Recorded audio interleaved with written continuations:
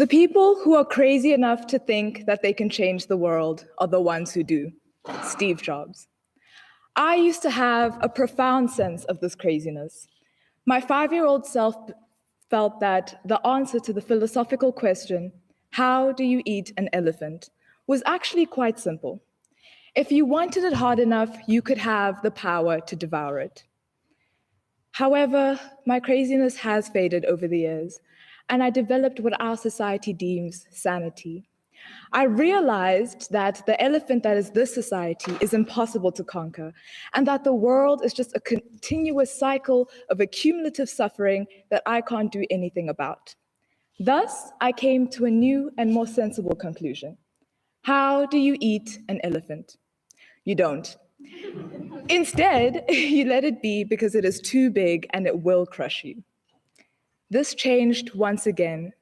In the process of choosing a topic for my project, I realized that the craziness I once had carried underlying substance. Maybe I could eat an elephant, but one piece at a time. Good evening, teachers, students, parents, and the people watching at home. My name is Bume Mxenge, and the piece I chose to conquer for my grade 11 project is creating economic opportunities for women. Women have been portrayed as inferior for millennia. We have been told that we belong in the kitchen and that our main purpose is to bear children. These ideologies have created a patriarchal culture that limits women's participation in politics, institutions, and governments. What patriarchy doesn't understand is that women's development has an impact on society as a whole. The participation of women in the economy has a directly proportional rate to economic growth. As a result, restricting women's liberation not only denies them of human rights, but also hinders economic growth. Women have gained control over this narrative with the emergence of feminism and liberal awakenings. Our civilization is clearly changing at a frantic pace as we undergo another revolution, the Fourth Industrial Revolution. When used correctly, the Fourth Industrial Revolution can be a key component in the rise of women in the economy. A product of this technological revolution is the development of e-commerce, or electronic commerce, which is the transaction of goods and services over the internet. I view this as an opportunity to take advantage of rapidly developing technology and empower those who do not have access to it, particularly rural women. This is what led me into creating my own business. My 9-month journey of this project can be characterized as the experimental phase of creating a brand and a business. This consisted of mainly channeling and narrowing my train of thought. Through the process of generating and validating ideas, I consolidated my thoughts into 2 primary objectives: creating a bridge for the gap between traditional and modern art forms, as well as creating a global platform to showcase the beauty of the culture carried by rural women, in turn bringing these women economic growth. My first collection is inspired by my grandmother, Gogo Mawe. My grandmother is a gifted artist who wields great power in the creations that she makes. I grew up admiring her as she intricately interwove Ndebele culture in the beaded designs she would make. Thus, my brainstorming began, Gwandebele. I began creating my own patterns and incorporating them into designs such as pants, hats, bralette tops, and beanies. I did this using the digital drawing app Adobe Draw, where I spent hours creating visual representations of my ideas. Finally, I landed with a collection that consists of cargo pants and bucket hats that utilize the painting elements of this culture, as well as bralette tops and beanies that utilize the beading elements. These ideas were then brought to life with the development of prototypes. Rosebank Arts and Crafts Market, stall 41B, is where I met Mam Tembi, who specializes in Ndebele beadwork. I showed her my drawings of a bralette top and beanie, and she agreed to help me bring them to life. Within 3 days, I had my first prototypes.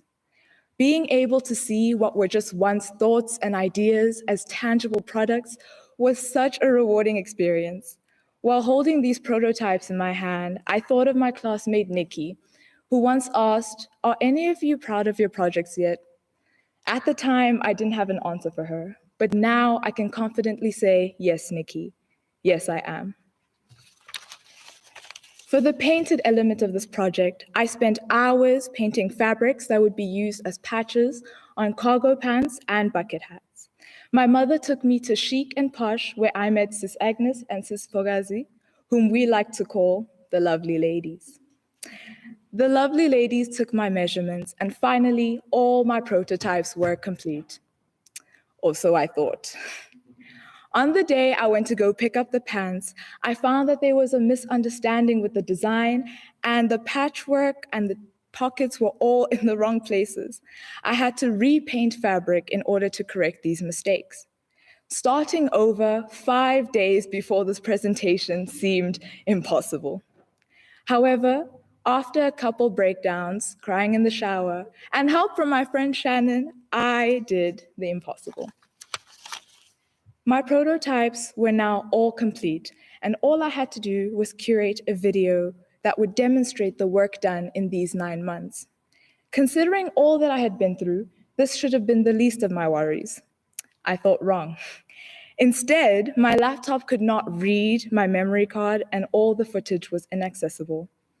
I began to panic, but my mother reassured me that it would all work out in the end, and she was right. The experimental phase of this project does not only apply to the products themselves, but also to their internet presence. I spent a lot of time going into the back end of creating a website. This included researching different web hosting companies and website building companies.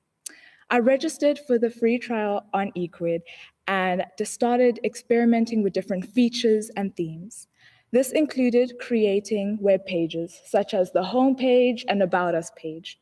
I also programmed drop-down menus such that when clicking on a category, a web page would appear displaying products of that same category. This exercise was a continuous back and forth between the back end of the website, where the programming is performed, and the front end, which is where future customers would view the website. The duration of this project to me is just the foundation of the ideas that I've been meaning to execute. The next step is the registration process. This will include registering the company with SIPSI, as well as opening a business bank account. However, I have been hesitant to progress with the process of this project over recent months, as I've been plagued with fears such as, what if the business doesn't work and I disappoint a lot of people? The most difficult aspect of the topic I've chosen is that it has an impact on other people's lives.